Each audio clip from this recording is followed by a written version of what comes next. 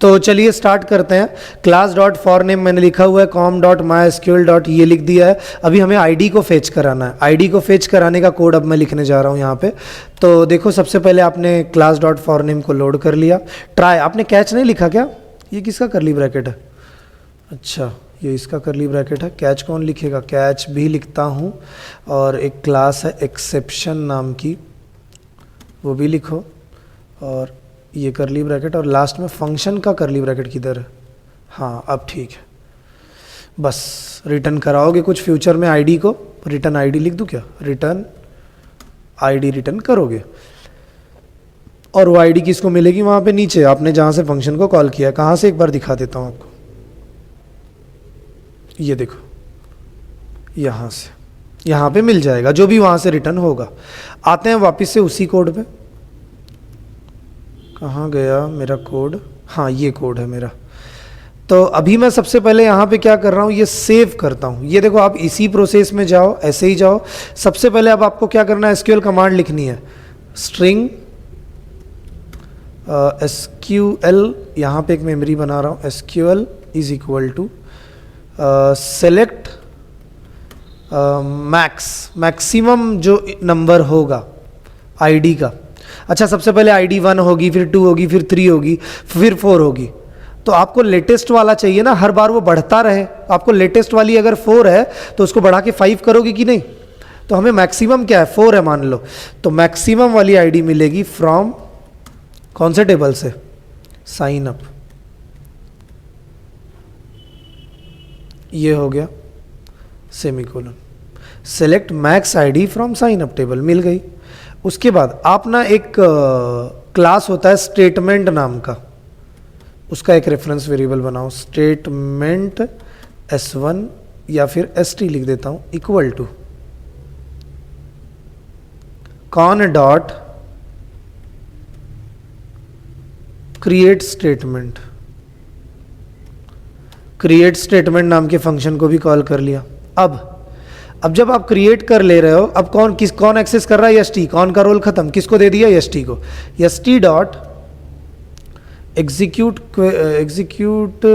Query नाम के function को यूज करते हैं। एग्जीक्यूट क्वेरी,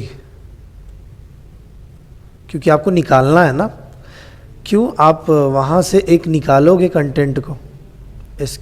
एग्जीक्यूट क्वेरी नाम के फंक्शन को कॉल किया, निकालोगे। Select max ID from sign up, वहाँ से एक मैक्सिमम डेटा मिलेगा। आप उसको रखवा लो रिजल्ट सेट नाम की मेमोरी में। रिजल्ट सेट बना लूँ क्या ऊपर? रुको, रिजल्ट सेट में स्टार्टिंग में नल रखता हूँ। Result set RES is equal to null, पहले उसमें नल रखता हूँ। रखा नल, और बाद में लिख देता हूँ RES में रख दिया जाए। क्या रख दिया जाए? जो भी मिलेगा वो रख दिया जाए। अब और आगे जाते हैं। अब आगे जाने के बाद क्या करना? जो भी मिलेगा, पहला मिला, मान लेते हैं पहला मिला 1 नंबर। अब लिखता हूं वाइल जब तक RES डॉट नेक्स्ट। एक नेक्स्ट जो है ये इटरेटर होता है। इटरेटर, रिजल्ट सेट के पास एक इटरेटर होता है नेक्स्ट नाम का, जो अगला अगला एलिमेंट लाके देता रहता है। जब तक एलिमेंट खत्म नहीं हो जाते तब तक आगे आगे जाओ, इसका ये मतलब है। ये किसका करली ब्रैकेट है? नहीं, हाँ अभी सही है। तो जब तक नेक्स्ट RES के नेक्स्ट में आप आगे आगे, मतलब आपने आईडी आपको मिली 1, फिर मिली 2, फिर मिली 3, फिर मिली 4, फिर 5, फिर 6, ऐसे करते हुए मान लेते हैं आप 6 नंबर पे आ चुके हो। मतलब 6 लोगों का रिकॉर्ड ऑलरेडी स्टोर्ड है, तो अगला कितना होना चाहिए? 7 होना चाहिए। तो एक काम करो, आईडी को प्लस कर दो। आईडी नाम की मेमोरी बनाई के ऊपर मैंने? हाँ, बना के रखी हुई है। आईडी प्लस प्लस, रुको। तो आईडी 6 थी, अगर जो 6 अगर हमें मिली थी, एक एक करके बढ़ते बढ़ते ये 7 हो गई होगी। पहली बार आईडी 0 रही होगी, फिर जब पहली बार पहला कंटेंट मिला होगा तो 1 हुई होगी, फिर लूप चला होगा 2, फिर लूप चला होगा 3, फिर 4, जब तक कंटेंट मिल रहा है एक एक करके बढ़ रही है। अब बढ़ चुकी है। उसके बाद एक फंक्शन होता है गेट इंट नाम का एक फंक्शन होता है, ट्रू। अब ये जो रिजल्ट देगा गेट इंट नाम का फंक्शन, बार बार चलेगा, उसे आईडी में रख दिया जाए। अब ये फंक्शन के अंदर वो आ जाएगा, आईडी के अंदर एक वैल्यू आ जाएगी, वापस से उधर जाएंगे और उसको वैल्यू मिल जाएगी। तो अभी हम ऐसा करके देखते हैं, आगे अगर कुछ रहेगा हमें चेंजेस करने जैसा तो हम चेंजेस करेंगे ही। तो आईडी बढ़ते बढ़ते बढ़ते जा रही है और गेट इंट फंक्शन जो है वो एक पहले नंबर वाला है ना आपका, गेट इंट पहला, तो आईडी के अंदर वो आ जाएगा। वैसे तो वो रखना नहीं, मैंने उल्टा लिख दिया है।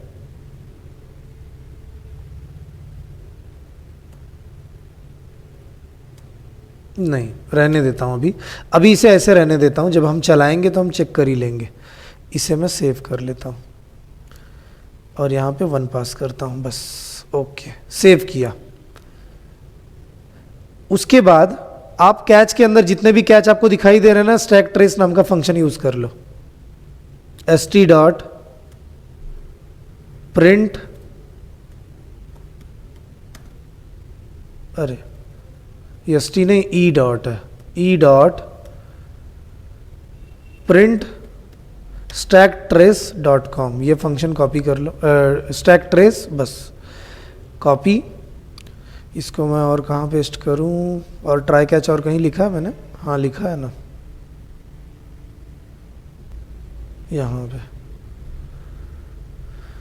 तो ये भी लिख दिया मैंने, वो वाला कोड भी हमारा हो चुका है। इस तरीके से गेट आईडी जो भी मिलेगी और वहाँ से रिटर्न जो होगा, आईडी रिटर्न होने ही वाली है, आपने रिटर्न कराया हुआ है। गेट इंट नाम के फंक्शन की मदद से जो भी फेच होगा, पहले नंबर पे जो कुछ होगा वो आईडी के अंदर जाएगा और वो मिलेगा। लेकिन आईडी के अंदर तो 0 जाएगा, गेट इंट फंक्शन की मदद से बार बार वही जाने वाला है। तो ये जितनी बार बढ़ेगा, मुझे इस लाइन को लिखना नहीं चाहिए था वैसे, अभी के लिए मैं कमेंट दे देता हूँ, सिर्फ आईडी प्लस प्लस करते जाओ जितनी बार मिलेगा और वहाँ से रिटर्न हो जाए, बस ऐसे रहने देता हूँ। अब हमारा कोड रेडी है, आप देख सकते हो इस तरीके से मैंने कोड लिख के रखा हुआ है। आप चाहिए तो यहाँ पे एल्स में लिख सकते हो वैलिडेशन इशू, एल्स में लिख सकते हो वैलिडेशन इशू। ये पूरा ऐसा समझो आपको मैं लाइव ही पढ़ा रहा हूँ, एक एक चीज़ बता रहा हूँ, कोई भी फास्ट नहीं, स्कीप नहीं, डायरेक्ट लाइव पढ़ा रहा हूँ, ऐसा समझो। तो अभी मैं यहाँ पे लिख देता हूँ जे ऑप्शन पेन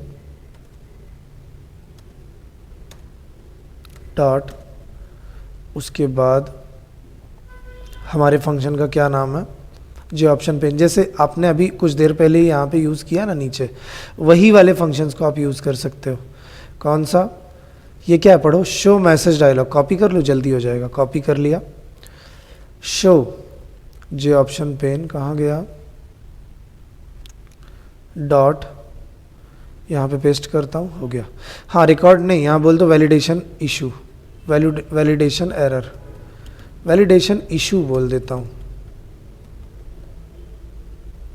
बस सेव कर लिया। तो आप देख सकते हो मेरा कोड यहाँ तक हो गया। बटन पे क्लिक करने के बाद इंसर्ट डेटा नाम का फंक्शन चलना चाहिए, बाकी की प्रोसेस होनी चाहिए। अब यहाँ तक तो मेरा कोड रेडी है, लगभग हो चुका है। हाँ अब कुछ छोटे छोटे चेंजेस हैं, मैं आपको और भी चीज़ें हैं जो मैं अपने अगले पार्ट में बात करता हूँ। चलिए फिर बाय सबको।